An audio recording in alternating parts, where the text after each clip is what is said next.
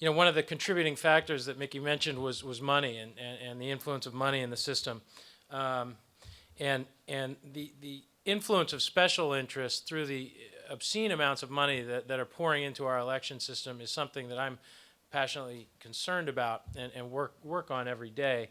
And I think when you look at the amount of money that's flowing in through super PACs and nonprofit C4 groups that are spending all this money on ads without disclosing their donors, it reveals one of the single biggest threats to democracy today, and is one of the things that I think leads to the most cynicism or despair or apathy among regular voters who think, why should I invest this kind of energy? It's rigged in favor of the wealthy anyway. It's rigged in favor of the special interests. My voice doesn't count. That's, I think, one of the biggest issues we need to address in Washington, in states like New York, around the country. So we're going to take a look now. We have a terrific panel that's coming up. It's going to look at the issues of money in politics, the ways we can bring more transparency and disclosure to find out who it is that's spending these billions of dollars to influence our elections. And we're going to take a quick look at a clip from the film that sheds some light on these subjects. Take a look. Never before has money so strongly influenced political and ideological messages. Money is at the core of polarization and hyperpartisanship. And the interests pushing those messages have very deep pockets. We have professionalized what used to be an amateur sport. It's a sickness. It's a sickness. They have a formidable challenge in the campaign process. It is a tremendous burden to run for office in this country. The kind of money that has to be raised. All those people that used to advise for free, we have turned over all those jobs to these professional consultants, these gurus, these commercial makers, these consultants, all of these people that do this for money.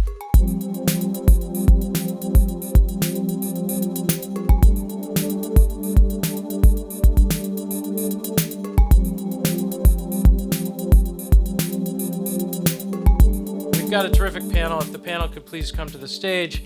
I'd like to welcome the moderator for this discussion on money in politics, Nick Mitchell, who's the Vice President and Communications Director for Americans for Campaign Reform. John Rauh is the founder and chairman of Americans for Campaign Reform and a longtime advocate on these issues. Charlie Kolb is the president of the Committee for Economic Development. Has done a tremendous amount of very important work engaging the business community on these issues. Nick Nyhart, closest to me, is the co-founder, president, and CEO of Public Campaign, and will share, I think, a lot of very excellent information on funding campaigns differently than we do now through public financing. And finally, Republican candidate for president, and the only Republican candidate to tirelessly shine a light on the incredibly important issue of money in politics that we're talking about today, former four-term member of Congress, former governor of Louisiana, Buddy Roemer.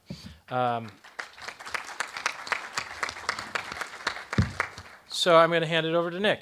Thank you, Adam. One quick note. We're going to do our darndest to save some time at the end for questions, so please don't interrupt the panelists until we're all done, and we'll do our best to accommodate you.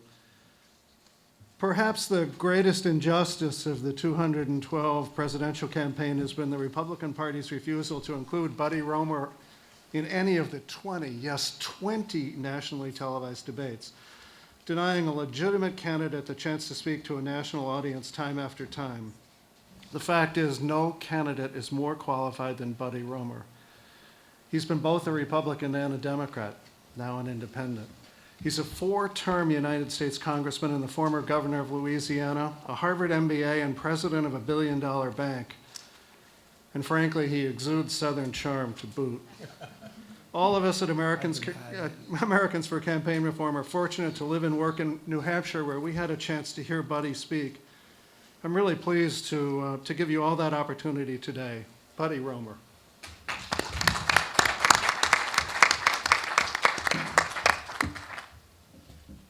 Thank you very much. You said that just like I wrote it. I appreciate it. I'm honored to be here, and let me thank John, Bradamus for his efforts and his character and his courage to stand up. I want to thank each of the groups here represented today who have looked across America and said, I love my country, but something's not right. I know when I went to Occupy Wall Street, I was the first and only candidate to go for a long, long time.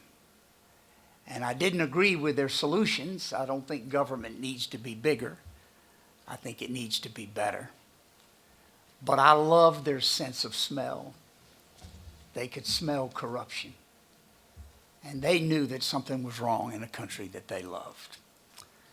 I went to the Tea Party groups across America. And they're just like Occupy Wall Street. They don't know it. They don't admit it. I don't even think they talk to each other. But they know something's wrong. It was said 40 years ago in the Watergate scandal, follow the money, remember? You want to know what's wrong with America? Follow the money. The examples are so plentiful. More money was given 4 years ago in the presidential election. That was the election between Barack Obama and John McCain. More money was given to the two presidential candidates by lobbyists and PACs with a Washington, D.C. address than from 32 states combined. The American people didn't fund those races. The lobbyists did. The PACs did. Some $2 billion was spent. It wasn't fun. 98% of the American people didn't give a dime. Acted like they were spectators. And vote at the end. What's wrong with America?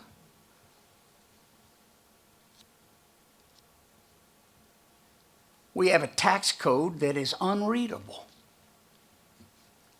unfair, short-term, uneven, pro-bureaucratic, anti-growth.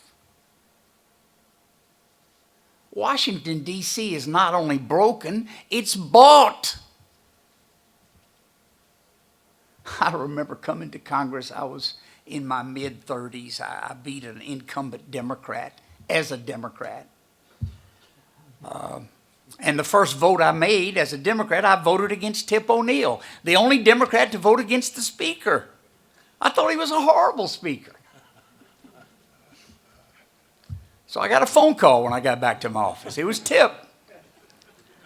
He said, buddy, I represent your school. Harvard was in his district. And I said, I don't care, Mr. Speaker. I honor you as a person. But my district was clear, and I represent them.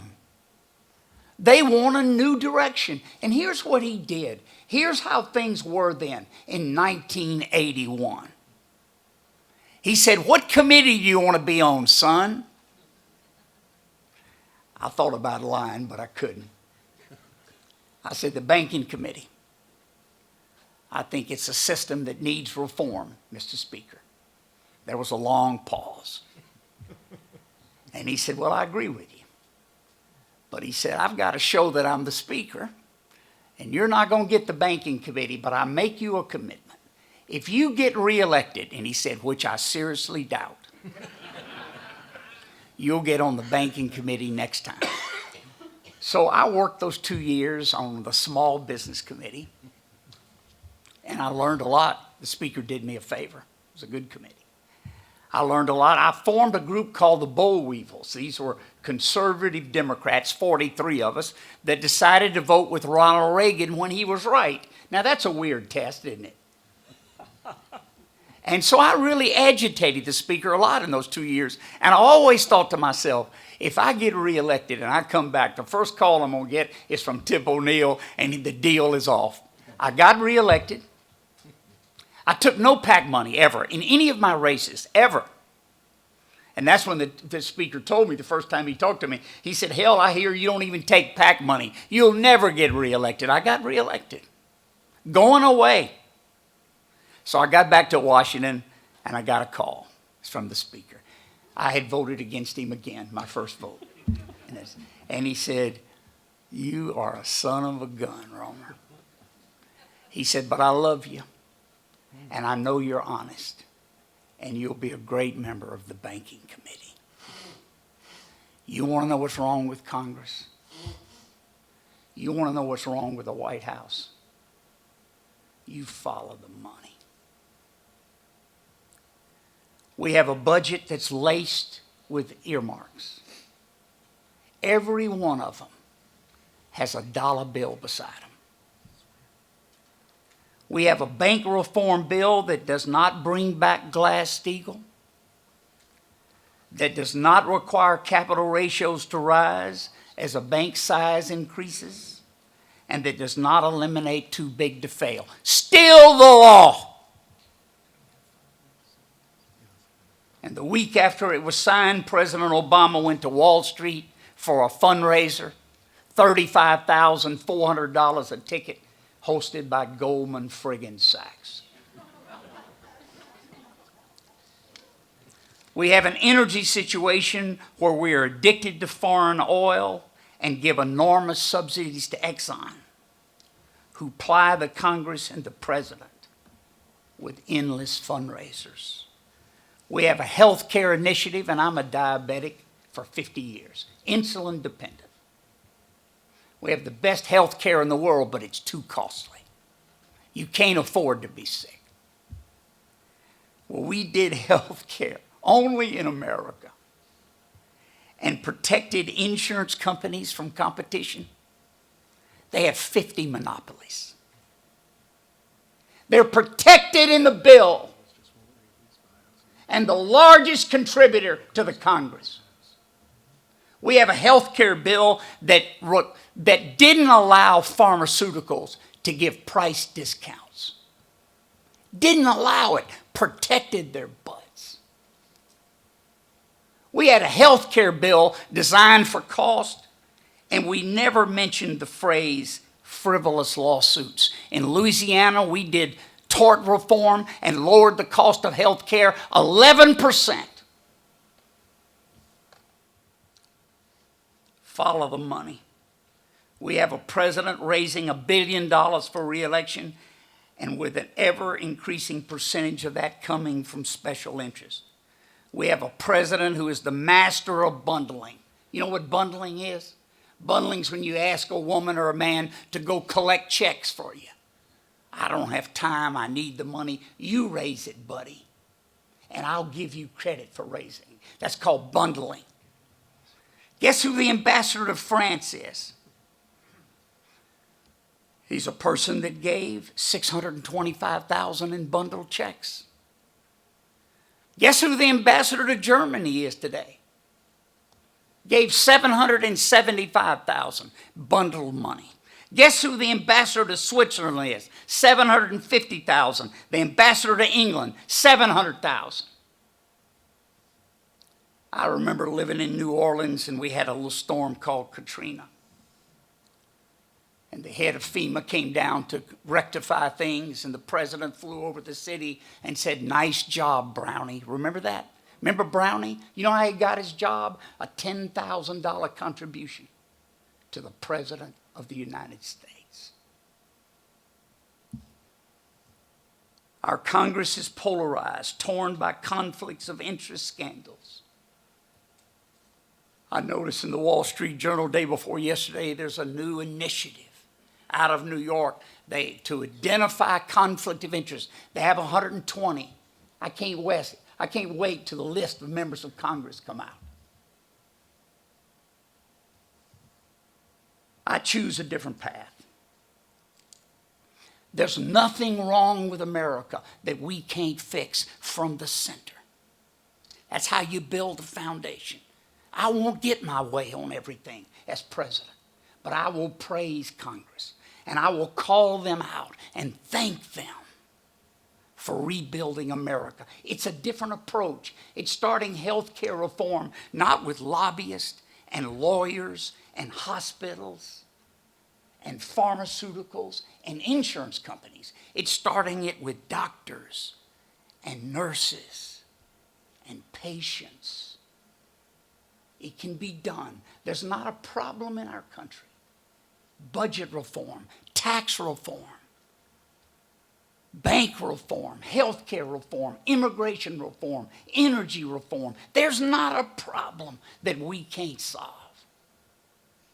Cutting across party lines and building teams of hope and pride.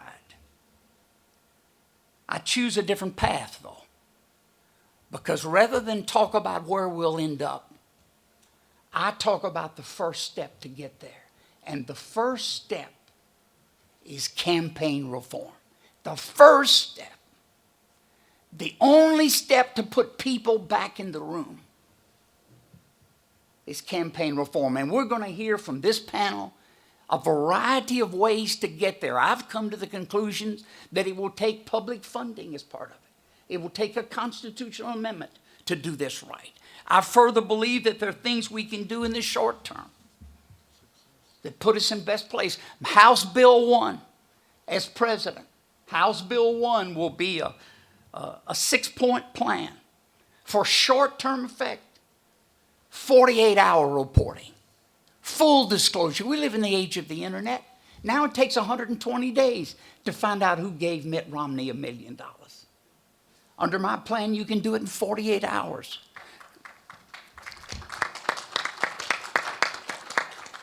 In the old days, and I've been at this debate for 50 years, since I was 18, the debate is between the left and the right. The left talking about limits, and the right talking about disclosure. Right now, we live in a world, an America that has neither disclosure nor limits. We have the worst of both worlds. Full disclosure, 48-hour reporting. No registered lobbyist allowed to bring a check. She can bring an idea, but she can't participate in a fundraiser. PAC contributions no greater than the individual limit, whatever that limit is, $2,500, $1,000. The Supreme Court has clearly ruled that Congress can regulate direct contributions. Read it in Citizens United. They said Congress can regulate direct contributions because corruption and the appearance of corruption is the greatest threat to the republic. 5, I would make sure that super PACs are deemed illegal. The Supreme Court said you can have a super PAC, but it can have no relationship with the candidate. Well, Mitt Romney spoke at the fundraiser for both his super PACs. That's not a relationship? I mean, President Obama, Mitt Romney, Newt Gingrich, and Rick Santorum all have super PACs run by brothers-in-law, former campaign managers. No relationships? They're clearly illegal and should be eliminated. And finally, I would have criminal penalties for politicians who violate the law. Criminal penalties. Now it's just a slap on the hand. Let me say this in closing. I don't think it makes a difference who you select as president. It's like Bill Clinton, George W. Bush, and Barack Obama. What's the difference? None of them do reform.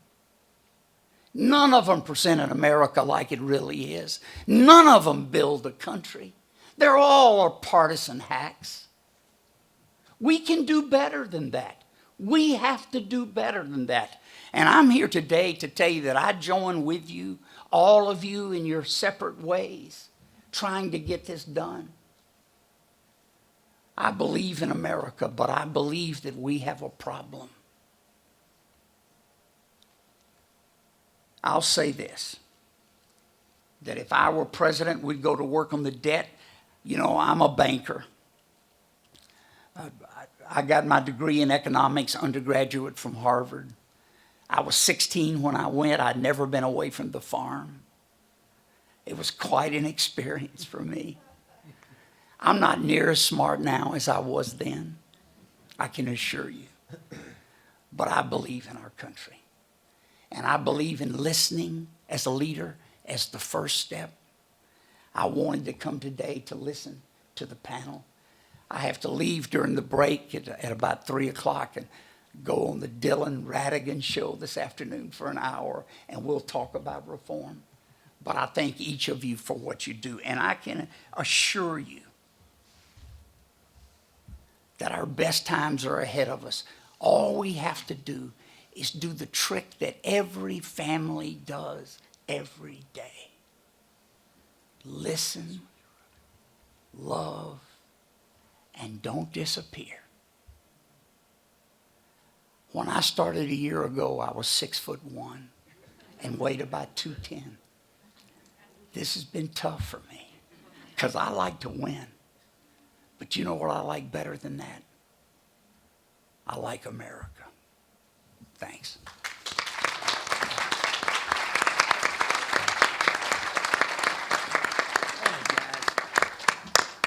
Buddy, thank you very much. In the interest of time and to move things forward, I'm going to not go through the introductions of the panelists. It's all in the folder you guys have, so you can read about each of these folks at your leisure. And I know you'd rather hear from them than from me. Next person to speak is Charlie Kolb, who's the president of the Committee for Economic Development. Thank you very much.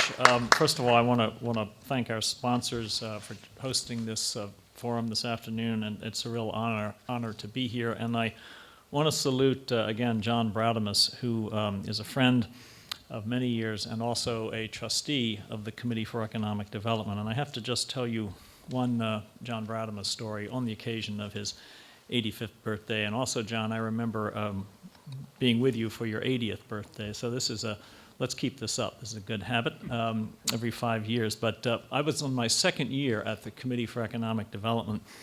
That's now 13 years ago. And John came up to me after one of our meetings and he said, you know, Charlie, you've become one of my favorite Republicans. And I said, well, that's good, John. Why do you say that? And he said, because you can read without moving your lips. We are truly a bipartisan, nonpartisan organization, and I love John Bradamus, and I'll never forget that. So, and thank you for all that you've brought to the Committee for Economic Development. I'm supposed to talk about disclosure and constitutional amendment. Buddy Roemer touched on that. I'll sort of wrap up with a couple of references there, but I want to just offer a couple of personal observations about campaign finance reform, elections, what I think is going on in the country, and the importance of New York University to all of this, and that's what I'll close with. I have a lot of conservative friends. I've been a Republican all of my life, served in the Reagan and H.W. Bush administrations, and most of my conservative friends tend to think that everything that's wrong with the country can be fixed by just letting markets do what markets tend to do. And there are occasions when market-based principles and solutions are certainly extremely important and relevant to crafting solutions, and they should be considered. But when it comes to our elections, I don't think that's the case at all. The conservative view, the market-based view, is, look, let's not have any regulations. Let's let everyone give whatever he or she wants to give in whatever amount, and couple that with full disclosure, timely disclosure, instantaneous disclosure. And if you think about that, what we would end up with is an arms race, perhaps even worse of an arms race than what we have today. And the more I've thought about it, though, you step back and ask, what is an election? An election is a public good. It is not a private auction. An election, voting in an election, is the most important step that a citizen of this country, as a democracy, can take. And so, if you believe that that's the case, as I do, then every dime, every penny that is spent influencing the public good of American elections, in my view, should be disclosed, and disclosed immediately. We have a system now where that simply doesn't happen. And there are people who believe that you need to have these large amounts of money to be viable as a candidate. I happen to have a different view on that. I didn't start out, Buddy, on public funding, and CED hasn't taken that position except with regard to public funding with a match. But I'm rapidly coming around to that point of view. Have come around to that point of view in the case of judicial elections in the states, because judges, after all, are not politicians, and they have to have an appearance of objectivity and impartiality. And so it's vital, I think, in that case. But I'm coming around to where you are also on public funding for all of our elections. But let me just give you an example of how the money game actually works. A couple of examples. CED did an event in Chicago just about a year ago in April. And we had a couple of senior representatives from companies, one of which is on our board. And these are companies that are doing the right thing. They're trying to disclose the contributions. They made a commitment to disclose the contributions they make to the political process. And so I asked each of these gentlemen a very simple question. Why do you give PAC money? Which, of course, is legal. And each of them gave the same answer, which I thought was quite instructive. Each person said, we give political action committee money to have access to congressional staff. Now, Mickey made some comments about having a professional, nonpartisan congressional staff, but just think about that. Who pays the salaries of congressional staff? You and I do. The taxpayers do. And I found it just remarkable that we've created and legalized a system whereby senior people from companies feel that they have to pay a tip, because that's basically what it is, to get in the door to see not the members, but the members' staff. I find that to be absolutely outrageous. I commend these two individuals for their candor, but I find it absolutely outrageous. The staff work for you and me, as do their bosses. And the notion that we have to buy access, because frankly, that is exactly what it is. These gentlemen didn't put it that way, but that's exactly what it is. That should be made illegal, in my view.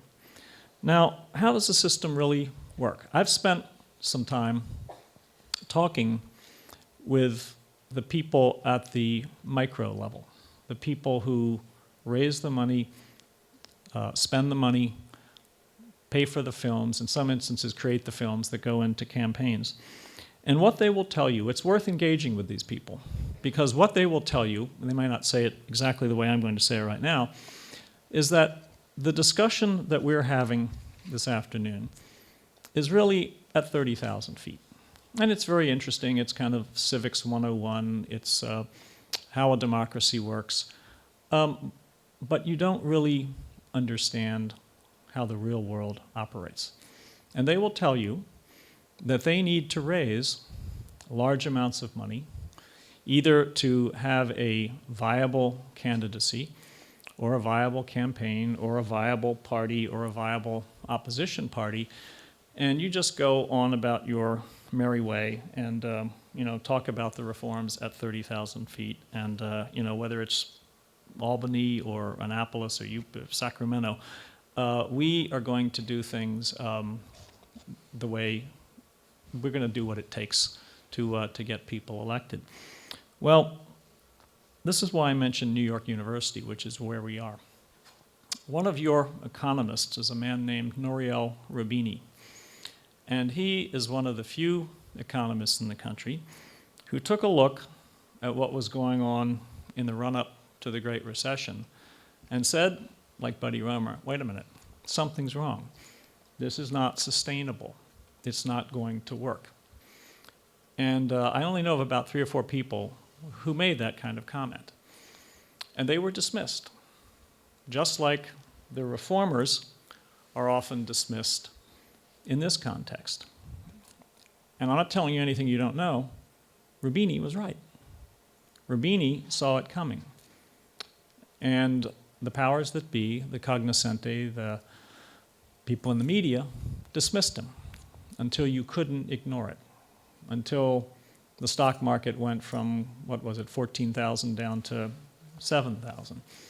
So we have a similar situation in my view. And the importance of what we're talking about today at NYU is as important for the future of the country as the warnings that Nouriel Roubini made some years ago. So I think we're headed for another crack up. I think there's going to be another scandal, and I think at some point that's going to drive the pendulum of reform towards the direction of disclosure, transparency, changes in the rules, and given Citizens United, most likely a constitutional amendment. But it's going to take, in my view, another trauma. So I hope I'm wrong, but I don't think that's going to be the case. Thank you very much.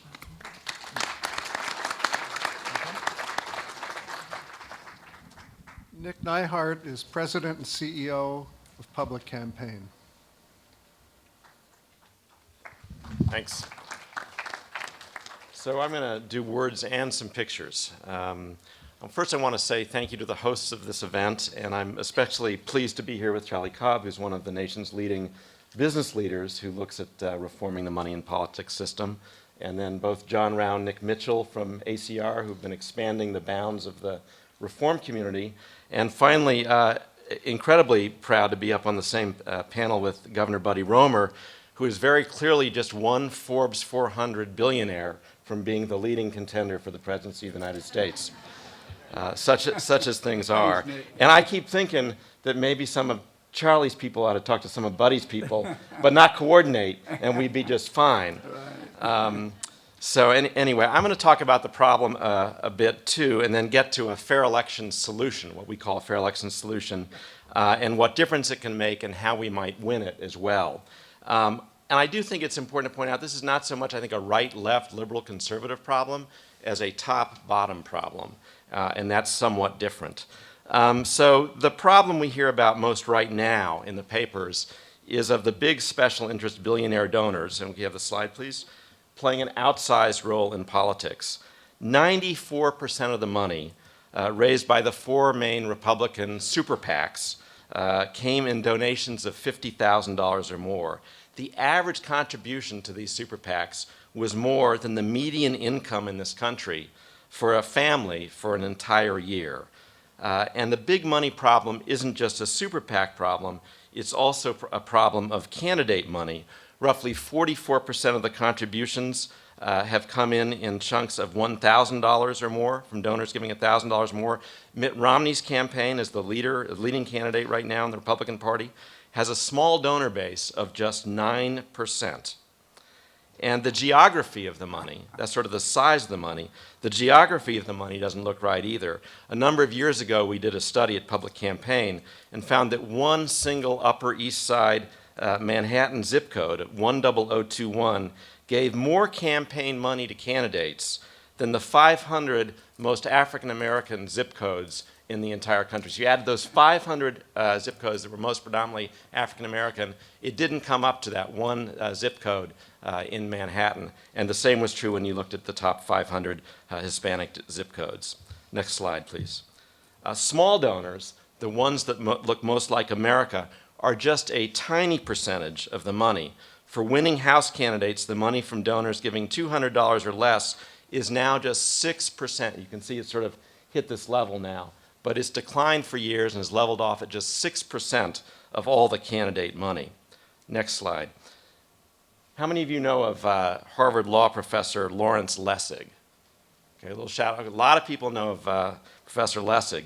He's a wonderful leader and thinker for us all on this issue, and he often quotes James Madison, who is a founder of our political system more than 200 years ago, envisioned a Congress, and this is the quote, dependent on the people alone, not dependent on casino moguls or financial executives ready to write seven-figure checks or every kind of deep pocket interest that there is, but dependent on the people alone. So think about what that actually might mean if we tried to devise a campaign finance system on that. Next slide. So what would that look like? It requires, and this is a quote I got years ago from Dan Weeks, who used to be the head of ACR along with John. Dan used to say, we need to go from the money, next slide, to the many. So you just give that a little click. One more click. Okay, there you go. So that's the symbol I think that this is all about. And to do that, you got to go from dependency on a handful of millionaires and billionaires to a dependency on everyday people in the campaign. So what would that system look like? Next slide. So we even have some animation here. So, let's go back. Okay, now just put the pointer in the middle and give it a click. All right, well, I'll tell you, there was a nice little bit of animation there, but let me tell you how it would work. The idea is you gather to run for office, a voluntary system. To run for office, you gather 1,500 contributions from your home state in units of $100 or less. It would have to add up to at least $50,000. You then get a lump sum, about what it costs to run for a primary and a general put together. In this case, the current bill that we're looking at has a little over $1 million. If you needed more money than that, because you were in a tight race, one of those swing districts, you could keep on raising money, never more than $100 from a person, but you'd get a 4-to-1 match on that $100 contribution you raised, and that would continue up to a certain amount. And you can see there that under the plan that's before Congress, it'd be about $5 million total before the public funds run out, and that'd be enough to win almost any House seat in the country. And for the Senate, you'd have a similar system, but it would be scaled upwards for the size of Senate races. So that's what it would look like.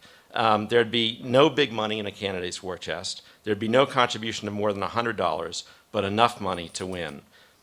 So this isn't just a pipe dream. On Capitol Hill in 2010, there was a broad coalition that put together 165 co-sponsors, including several Republicans, for a fair elections bill in the House, and we believe we had enough votes we would have had enough votes on the floor to win if we could have gotten to the floor.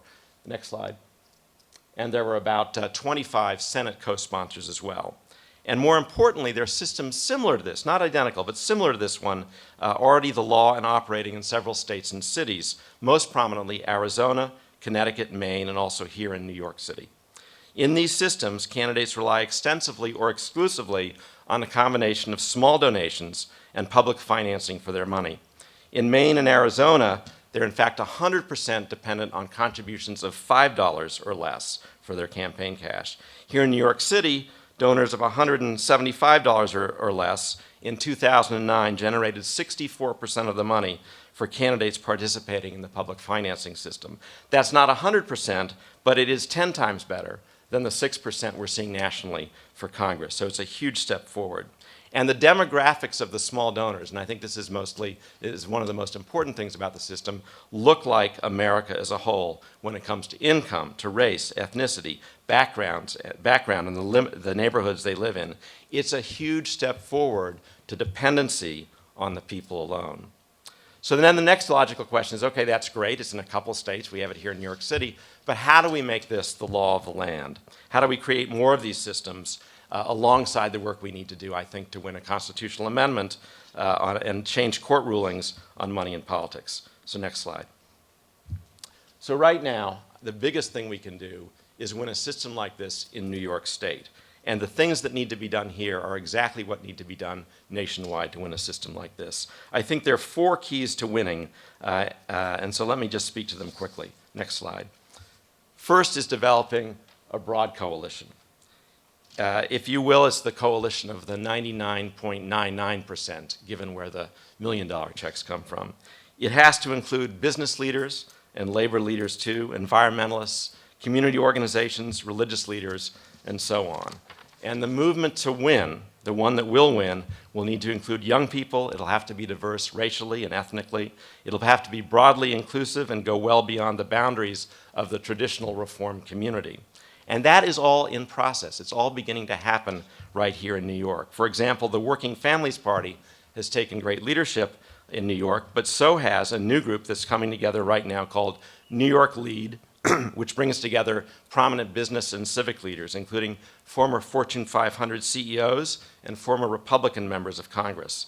Organizational support for the policy includes a long list of organizations, including community groups like Make the Road New York and Community Voices Heard. A second key is political leadership. Politicians who are willing to change politics. In New York, Governor Cuomo has put winning fair elections on his priority agenda, and there are other politicians who are in favor of it as well. The state assembly, actually, has already passed one kind of a small donor-driven system in past legislative sessions, and there are strong supporters in the state senate as well. Third, and we don't win without this, it's an absolute must, and I think Mickey Edwards referred to it when he opened up this afternoon's panels. We don't win without it. We need a tough campaign that leverages the public anger at our corrupt system into a groundswell of grassroots engagement. We need to celebrate and promote the elected officials who stand by our side in this fight, but any lawmaker who continues to support the corrupt and unfair system has to face the full force discontent of their constituents, made known at town halls and face-to-face visits and meetings, and ultimately at the polls. And I know all of that is also in the plans for New York going forward. And finally, I said there are 4 things, so let me add this. We also need you, the people in this room, to step up. So I think there's hope, but it's going to take you and your hard work. By the fact that you're here, I know you're interested in these topics. So Common Cause, which is a co-sponsor of this event, the Brennan Center, which is here as well, are working hard on this. Citizen Action in New York. Is Jesse here? All right, Jesse's right here. Jesse, you want to stand up for a sec? He has some petitions to sign. He'll pass them around, but you can sign up to get involved in this effort. So, okay, so follow him, and these will be distributed and help the broad coalition that's working on this. So there's a chance to step up right now. So please, if you can, step up and make a difference, and we will win. Thank you. Thank you.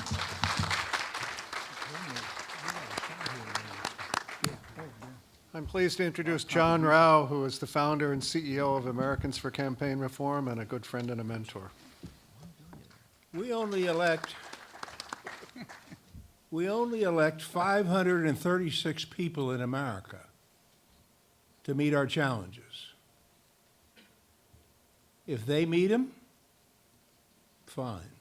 But if they don't, if those 536 people that we select as our leaders do not meet our challenges, what happens to our challenges? They're not met.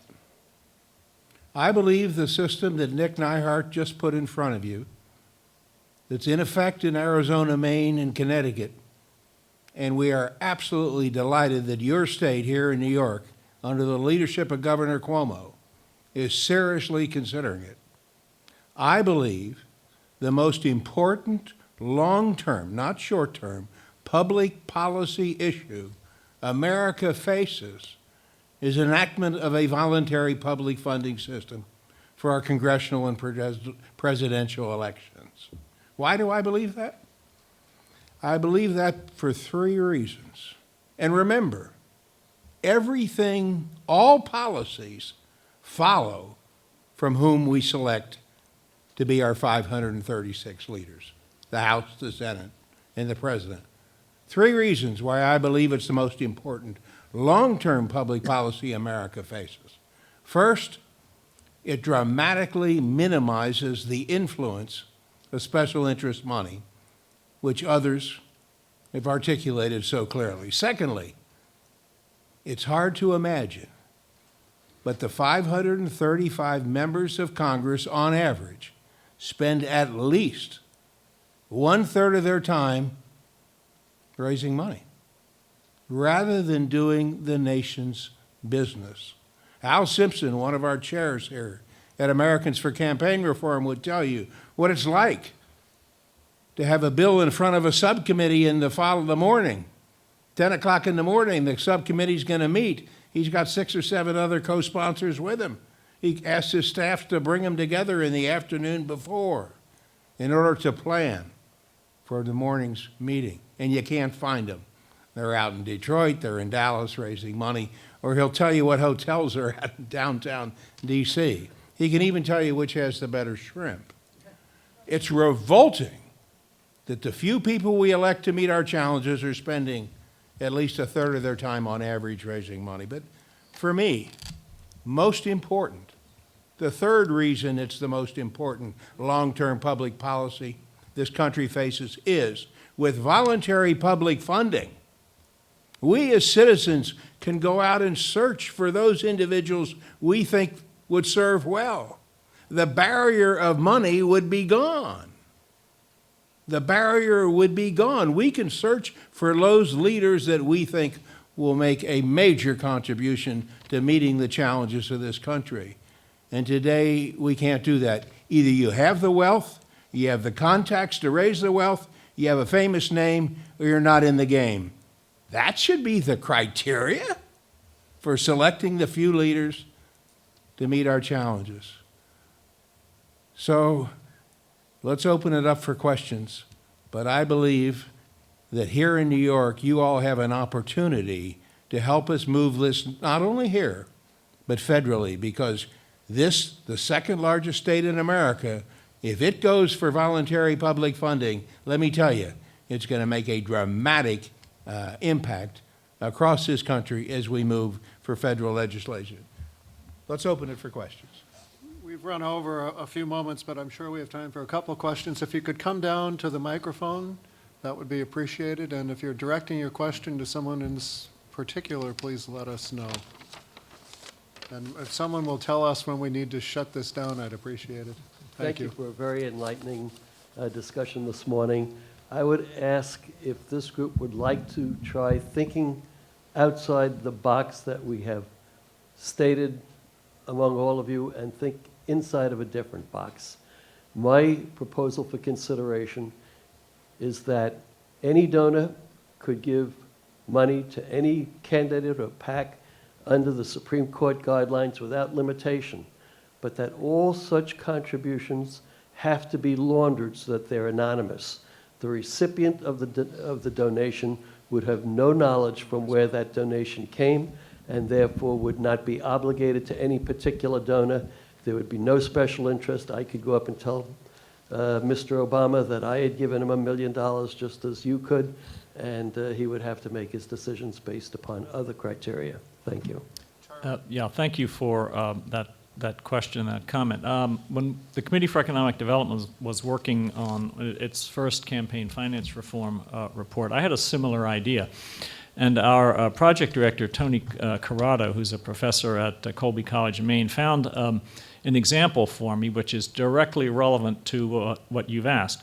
In a couple of jurisdictions in Florida in the early 70s, in the context of judicial elections, a couple of counties put in place exactly that type of restriction. In other words, people could give, but there was a separation between the dollar and the donor's name, okay? So it was done anonymously.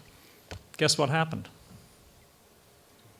Nobody gave, honestly. They stopped giving. So it goes to the point, exactly, John, it goes to the point about access. People, these are not United Way contributions. These are not, charitable contributions. They are given with an expectation of something in return. And that example of in Florida 30 years ago demonstrates it. It's not a hypothetical. They tried it, and that was the result. I'd just like to add that, sadly, a candidate does need money in order for the voters to be able to size them up and make their choice. You don't have to have the most. You just have to have enough so the voters can get an understanding of the candidate's positions, values, character, and so forth. But there has to be that level, not the most, but that level. That's sad, but it's true. Over here. Yes, I have a question. One of the hurdles for campaign finance reform seems to be the money that the media is making from these huge donations. And I don't know how we'll get the message out. I think that the television networks will silence this kind of reform because they have so much to lose. Nick, do you want to take a stab at that? In Maine, when they passed the system there, I remember the campaign manager said to me, when they went to go meet with a television station's news department for their endorsement, He said, I knew we were in trouble when I realized the meeting wasn't with their news people, it was with their business manager. And they weren't happy about it. But in the end, in Maine, what the system did was not so much bring the average amount down, it brought the challengers up. So it was actually, it didn't result in a huge curtailing of the amount of money candidates had. And I think if you look at these systems, you need to have people have reasonable amounts of money to campaign with. So I do think that if the broadcasters are extremely worried about it, in the states they've had it, you've seen challengers have more money, which I think has evened things out as opposed to an all everything being depressed. You raise a very important question. If you look at what happens in the typical 2-year, 4-year congressional presidential cycle, the money, by and large, doubles. Okay, inflation for the last 10 years hasn't been zero, but it's been pretty close. So where does this money go? It goes to the broadcasters, it goes to the pollsters, the consultants, the media people, the people who buy and place the ads, et cetera. So I would argue that there is an entire cottage industry that has grown up around this system that likes it the way it is. Much like when you talk about tax reform, accountants and lawyers love complexity. The fact that the tax code is 70,000 pages long to them is a good thing. Yeah. To you and me, it's a bad thing. Yeah. So it's not just the broadcasters, it's changing the system and taking on the cottage industry and they're good people. You know, they have children to send to college and, you know, other expenses. But they are part of the structure that gets in the way of reform. And that's a very good point. And that's what we fight. We fight the status quo that has never had it so good. I mean, corporate profits in the last 18 months have never enjoyed the depth and size and quality of their profits. Why the hell do they want to change anything? I mean, we have a tax code that pays American companies to outsource production. We actually pay them in the tax code. Why would we want to change that? Just because we have 10 or 15 million Americans without a job. Who gives a damn about them? I mean, so the fight here is to present this case to the average American. And I know average Americans are put down, they're average. But these are the women and men who fight the wars, build the roads, built a great nation. I mean, Teddy Roosevelt said it. He asked the Republican Party in 1912, about 100 years ago. He said, are we going to be the party of privilege in Wall Street? Or are we going to be the party of plain people who build a great nation? I put a $100 limit on my gifts. I have run for office with a higher limit. I put it down to 100. I knew that was going to be very tough. I need 1 million people to stand with me at $100. 1 million out of 310. It's possible, but I got to be on the debates to do it. So they figured the way to beat Roemer is to not let him get on the stage. So we have to be smart in this. And I think a limit that can be touched by any working family is a powerful limit. That's $100. And I believe that we have to keep pushing in various ways. Occasionally a candidate or a group like this, we keep pushing and pushing and pushing. It might take another sad, great recession. I hope not, Charlie. I hope not. I hope we can do it now, or at least come close to doing it now. But the $100 limit is not arbitrary. Let me tell you what I've done. I've raised over $500,000. $25 is the average gift. New York is my third biggest state. California is my second. Louisiana is my first, because I'm from there. The more I'm known, the better I do. Nationally, I'm known by 6% of the people. And I've got 20,000 of them have given. That's more than all the other candidates put together. But it's $25. And you meet one of these $25 contributors, they would go straight to war with me. That's what this is about. We've got just a couple minutes left. If the questions can be brief and the panelists can be brief, we can get to these three folks. Very brief. If we're going to get money out, as Dylan Radigan says, these are tricky parameters to write. We need the legislators who can write these laws that are going to make sense and going to get passed. But we need the political tools to elect these kinds of leaders, especially leaders who would be beholden to us instead of the polarizing parties that they have to run on in order to get elected, as what happened to you. So, you know, you didn't. But here's my particular question. Is it possible that score voting, which is range voting, could be used now by the legislators themselves? So instead of having to vote a yes or no, an up and down vote on just one cobbled together bill, which is now running 1,000 pages, let's say, and has a lot of pork barrel legislation in it just to get people to sign, could range voting be utilized to find the most generally preferred aspects of lots of bills on the same topic all at once, so that the legislators themselves would find what they at least feel is the most generally preferred parts of all of these bills on one topic? Well, You see what I'm saying? As a practicing politician occasionally, I need to know more about your proposal. I heard you and I talked briefly before today. I heard you ask the question to Mickey, and I will honor you by reading the material that you've given me and responding to you. Right now, I would say I'm listening. I'm open to innovation.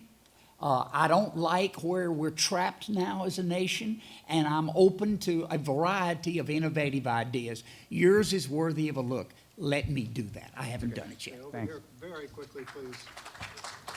Hi, I'm a senior here at NYU, and I am registered as an independent, maybe with some rightward-leaning tendencies, I guess. In the last 4 years, I've kind of found myself more on the defensive than I would like, because here, like in most universities, there is a little bit of a shift in the spectrum. And so I admire your stance of taking a step back from the partisanship and really looking at issues at face value, which is what Mr. Edwards touched on as well. My question is, how do you see, we've talked a lot about the participation of us as voters and having more direct participation. How do you see, maybe specifically, the younger generation, people like myself who have just been waiting for someone to come along and say it's okay to not say that you're a Republican or a Democrat, and just because you didn't vote for Obama doesn't mean that you're against social reform. It just, right. You have different priorities and you take issues as they are. So my question is, how do you see this generation and people like myself really getting involved directly in this cause and this kind of reform? You're the key. I'm a granddad. I got 3 kids, 3 grandkids. I grew up on a little cotton farm in North Louisiana, not far from Mickey. That's why we were friends in Congress. We shared a lot of the same background and the same values. I remember what young people did to America in the civil rights marches. I come from a part of the country where black people were judged on their color, not their character. And it did not help any of the people, white or black. It was wrong. And I watched young people change that. I mean, Dr. Martin Luther King was in his 20s when he made a mark in America. That's why I went to Occupy Wall Street. I mean, I'm one of these Harvard Business School types. I would not be caught dead down there, right? But there were young people. I remember being in college when the Vietnam War was stopped. Do you know who stopped it? It wasn't Richard Nixon. It was the young people of America. And if this revolution is going to be successful, you're going to have to be the leader. I'll whisper to you. I'll lead you for a little while. I'll guide you. I'll hold your hand. But you're the key. Thank you very much. Last question. We have just a little bit of time left. Yes, my question relates very much to the young ladies, and maybe because I'm an NYU graduate from the Wagner School, but many years ago.